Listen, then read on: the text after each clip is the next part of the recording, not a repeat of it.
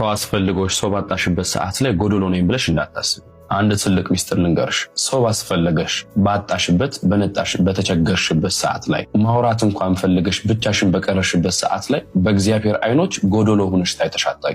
ብልጥ ለመሆን አስበሽ ሞኝ ሆነሽ እንዳትገኝ። ደስታን በመፈለግ ሰላምን ማጣት ነው መውደቅ ማለት። እግዚአብሔር ሁል ጊዜ አጠገብሽ አለ። ክንዶቹን አደላድለሽ ተቀመጭባቸው።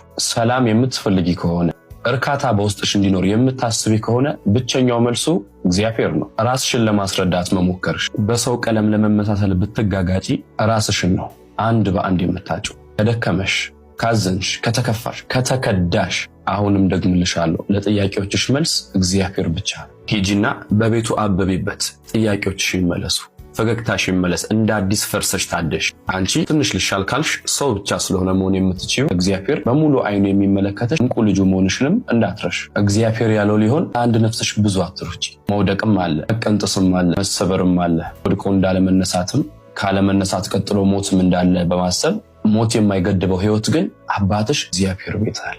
ተመለሽ።